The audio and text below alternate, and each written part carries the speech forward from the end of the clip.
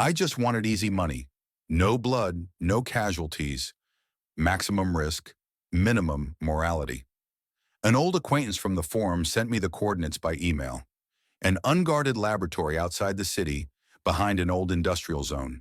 It wasn't on any map, no name, no sign, not even in the tax database, as if it didn't exist, which meant that everything inside was nobody's. The place was quiet, too quiet even, a windowless concrete building overgrown with weeds, with a booming wind in the pipes. The combination lock on the door gave in right away. The virus embedded in the firmware worked instantly. The door opened with a dull hiss, and I walked in. Inside it smelled of bleach, plastic, and something wild. Not shit. Animal fear. Cold air like in a morgue. White walls, uniform neon light, seemingly endless corridors. Everything was too sterile and empty. No security, no cameras, as if I had come to a long-forgotten place where no one breathes anymore. On the third level, I found a storage room, a steel door, two scanners, an eye and a finger. One of the employees, as I was told, disappeared a month ago, and his eye and finger were found in the refrigerator in a bag marked "Do Not Touch." I used them. The door opened. Inside were containers, metal capsules like coffins. Some were breathing. From one came a quiet squeak. Not mechanical, but alive. I did not climb in there. Instead, I took a case, simple, chrome, with a built-in lock. On it was written in black marker, S0, do not open under any circumstances.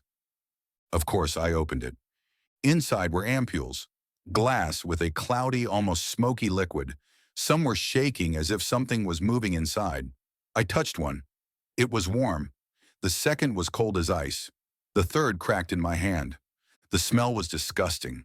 Wet wool, rust, acid, and something that immediately made my throat itch.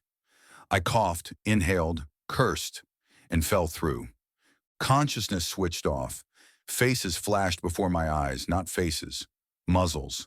Alien glances, barking thoughts, frantic thirst, then darkness. When I came to, I was already in a different place. Wooden walls, an earthen floor, an old stove. I was wearing alien clothes, rough, smelling of hay. I tried to get up and realized that my fingers would not bend. There was black liquid under my nails. My teeth were aching. My ears were throbbing. I went up to the broken mirror and saw that my ears were sticking out.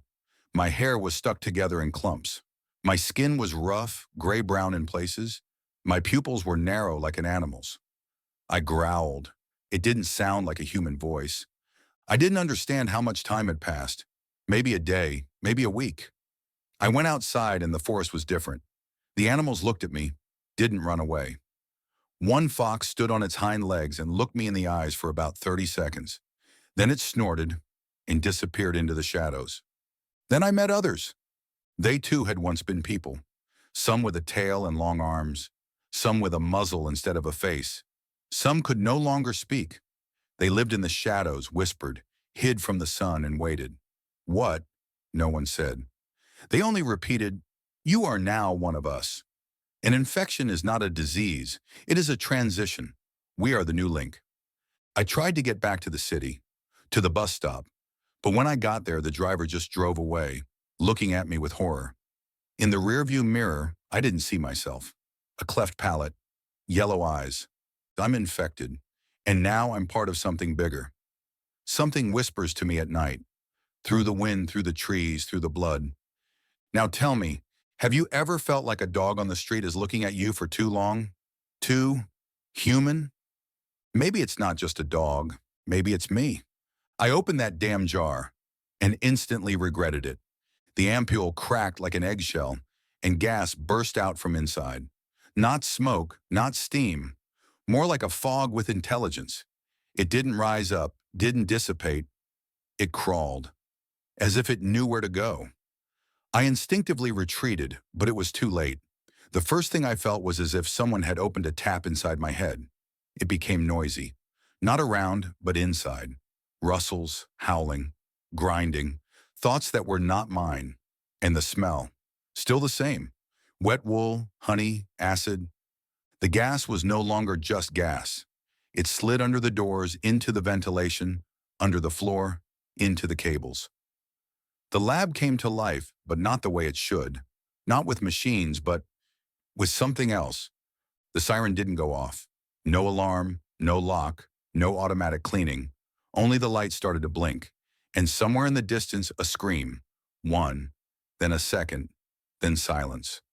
I tried to run back into the elevator, but the doors were wide open, and someone was already standing inside. Not a person, not an animal, something in between. It looked at me, tilting its head to the side, like a puppy, like an executioner.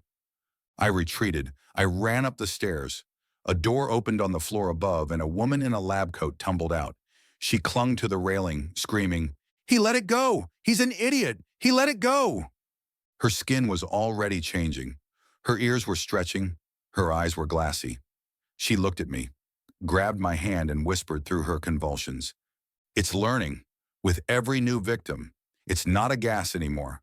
It's inside the network, inside people. And now, damn it, it's inside you." I threw her hand off.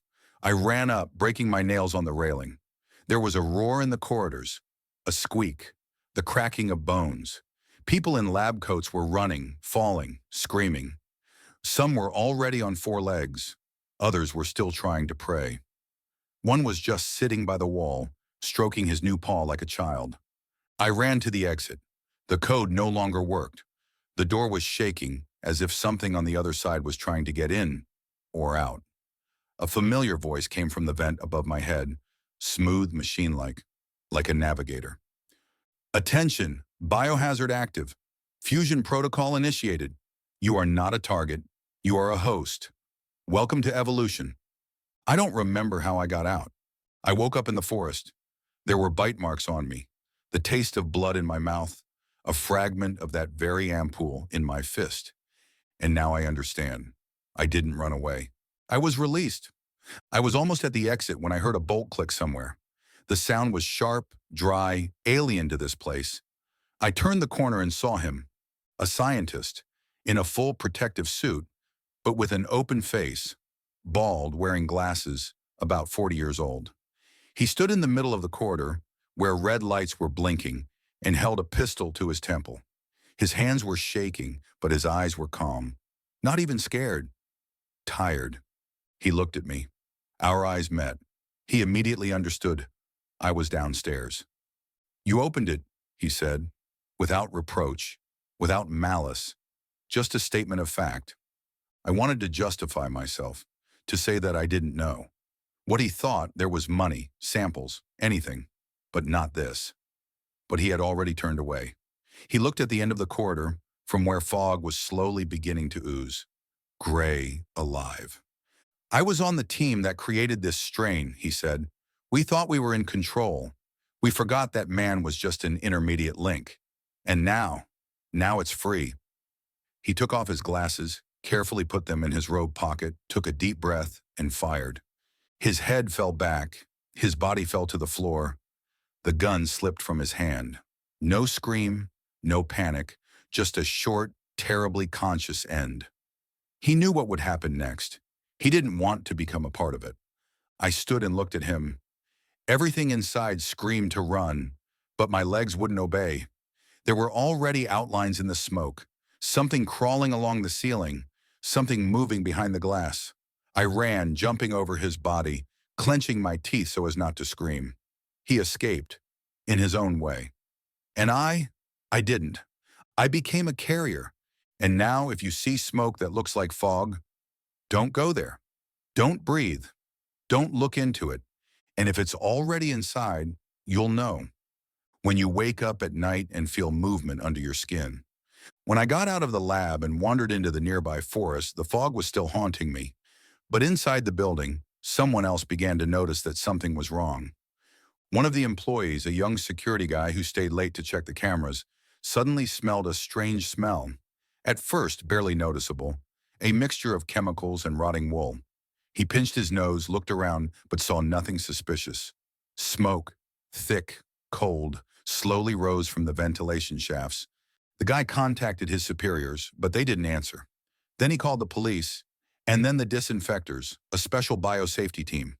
The people who arrived in heavy protective suits with devices and cameras entered the lab, where the alarm lights were still flashing and the corridors were filled with cold fog. They immediately felt that something was very wrong here. The group leader, a woman with a stern look, ordered to check the air and take samples. The cameras showed everything: empty cages, broken containers, decomposed remains of something living. One of the disinfectors quietly cursed, noticing that new scratches had appeared on the walls, like claws but not human. The police blocked the area, not letting a single person in or out. The lab employees who survived were evacuated, but no one could figure out where the guy who opened the jar was. Meanwhile, the smoke was spreading, penetrating the ventilation of neighboring buildings in the city into the infection machine, which was much more terrible than anyone could have imagined. The commander transmitted over the radio, "We are conducting a complete quarantine. If anyone starts to behave strangely, isolate them immediately. This is not just a virus. This is a mutation. We cannot allow it to go beyond this zone." But it was too late. The smoke was creeping through the streets of the city steadily and ominously, like a living creature absorbing everything around it. It made its way through the cracks in the windows, penetrated the ventilation shafts mixed with the morning air, which now seemed somehow alien, poisoned. At first, people only coughed slightly, winced from the unpleasant smell. But with each breath, something inside them began to change. The first to be exposed to this invisible enemy became more and more irritable, nervous. They stopped talking. Their gazes became empty, glassy. Their pupils dilated, and their faces distorted with mad grimaces. At that moment, an ancient instinct awakened in them: animal, primordial, frantic. At first, there were isolated cases. A person suddenly attacked a neighbor, knocking him down, biting with teeth or claws, like a predator. These cases quickly spread, like outbreaks of fire, covering more and more new areas. People tried to run away in panic, but the smoke was everywhere. Screams and cries rolled through the streets of the city, which became louder and more ominous with each passing hour. Those who were infected turned into mad animals that pounced on passers-by indiscriminately. Their movements became uncontrollable, wild, as if seized by rage. They tore clothes, scratched walls, broke cars, not realizing what they were doing. The police tried to contain the wave of madness, but they had no chance. Flocks of madmen rose up next to the patrolmen, their eyes burning with bloodlust. Shots echoed in the deserted streets, but the attacks continued. Medical teams, dressed in heavy protective suits, tried to evacuate the injured and neutralize the infected, but they too became victims. The smoke penetrated even their breathing apparatus, destroying their immunity. The city was plunging into chaos. The houses that had once seemed like a refuge were now traps.